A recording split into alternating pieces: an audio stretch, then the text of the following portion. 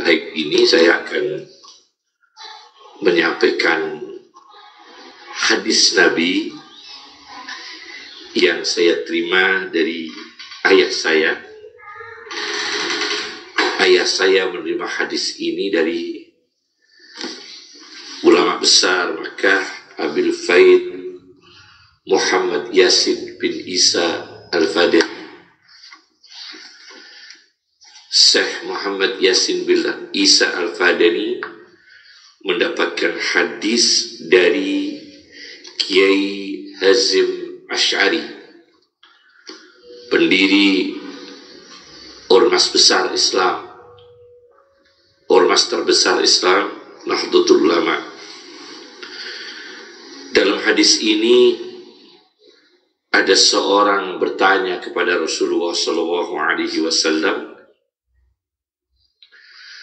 Aminal asabiyah ayyuhibbar rajul qaumahu.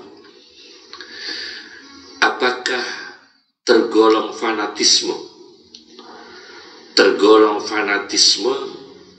seseorang yang mencintai kaumnya, mencintai golongannya, mencintai jam'iyahnya, mencintai partainya, apakah termasuk fanatisme? Qala, Rasulullah menjawab, la, belum tentu itu fanatisme. Yang disebut fanatisme walakin minal asobiyah ayyan surar rajul qaumahu ala dulmi.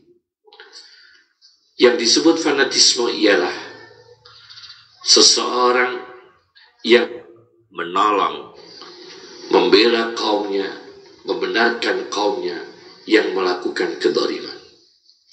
Jadi kalau mencintai golongannya itu belum tentu fanatisme.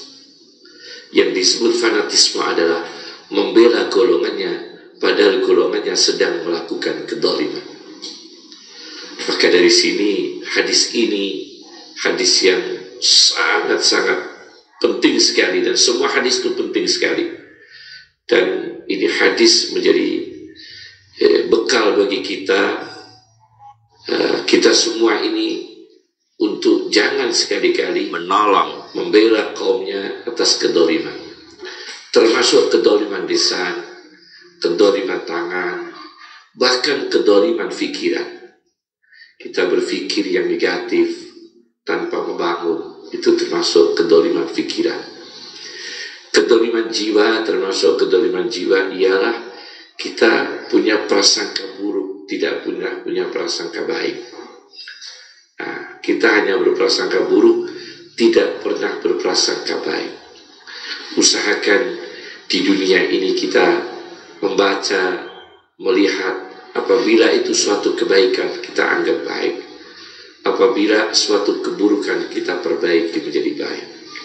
Ini hadis pertama dari Hazim Asy'ari yang diberikan kepada Syekh Muhammad Yasin bin Isa Al-Fadani.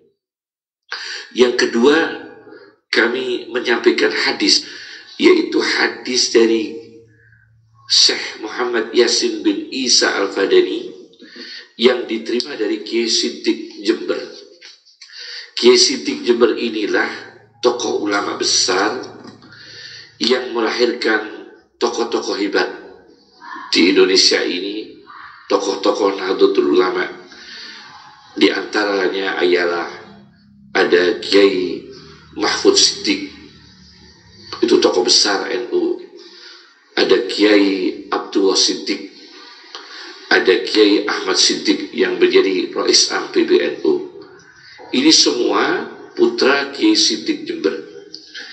Kiai Siddiq Jember pernah memberikan hadis kepada Syekh Muhammad Yasin bin Isa Al-Fadani. Bagaimana hadisnya? Rasulullah SAW bersabda, Man khasyal araba, barang siapa yang membujuk orang Arab, menipu orang Arab, lam yadkhul fi syafaati, maka orang itu tidak akan masuk golongan yang mendapatkan syafaatku, sabda Rasulullah. Walam tanalhu mawaddati, dan orang itu tidak mendapatkan kasih sayang.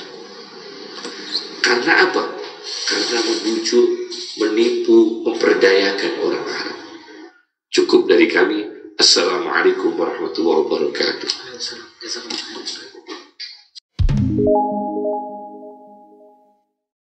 Sambil contoh misalnya kalau kita bicara tentang geostrategis, geopolitik, atau juga geoekonomi terkait dengan Taliban dan keberadaannya di Afghanistan dalam pusaran konflik kemarin sampai dengan saat ini kita dapati Taliban memegang kendali penuh, bisa dikatakan demikian di Afghanistan. Saya kira yang paling memiliki pengalaman yang teraktual dalam kondisi kini itu ada dua orang di Indonesia ya. Satu Pak Yusuf Kala, Muhammad Yusuf Kala, kan mantan wapres di 2014-2019, kita mengenal baik juga di DMI ya, Ketua Dewan Masjid Indonesia, dan di PMI juga, Palang Merah Indonesia. Kemudian juga ada Pak Hamid Awaludin, Mas Kik mungkin pernah dengar, mantan Menkumham ya terdahulu. Nah itu keduanya terlibat dalam konteks memberikan satu ruang untuk berdialog dalam mencapai perdamaian di Afghanistan dan menjadi fasilitator yang sangat efektif ya di saat pemerintahan Abdul Ghani yang kemarin kabur itu ya, dan berusaha untuk didialogkan antara pemerintahan Afghanistan waktu itu dengan Taliban, dan cukup mengetahui perkembangan sampai dengan kini, terutama dari aspek geostrategis, geopolitik, juga barangkali geoekonomi. Kalau kita mau bicara tentang pemahaman keagamaan, juga ada dua tokoh di Indonesia yang juga masuk dalam kafilah yang sama gitu ya, grup yang sama, gugus tugas lah istilah kerennya sekarang yang sama dari pemerintahan Indonesia yang saat itu juga diterima sebagai mediator dan fasilitator untuk perdamaian di Afghanistan. Ya selain Pak Yusuf Kala, ada Pak Hamid Awaludin, juga ada Pak Kiai Haji Muhyiddin Junaidi, Wakil Ketua Dewan Pertimbangan MUI.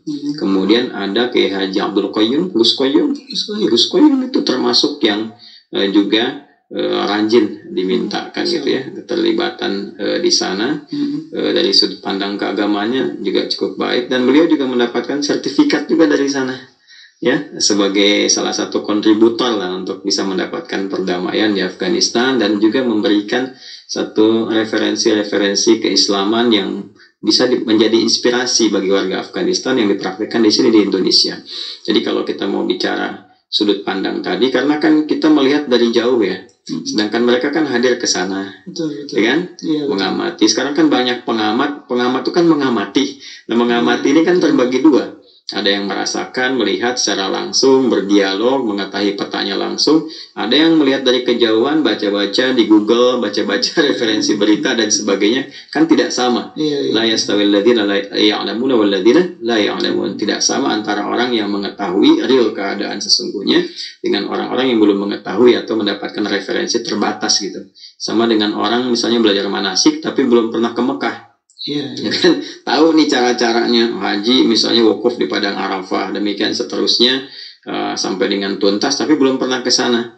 Berbeda dengan orang yang pernah ke sana, pernah menjalaninya, tahu ilmunya, kan ceritanya akan berbeda gitu ya. Betul. Sudut pandangnya kita akan lebih terpetakan dengan baik gitu. Jadi saya menyarankan kalau ingin membahas tentang persoalan tadi, maka yang pertama harus didengar adalah orang-orang yang memang terlibat langsung di sana sebagai peran-peran tertentu yang membawa kemaslahatan, seperti yang tadi saya sebutkan.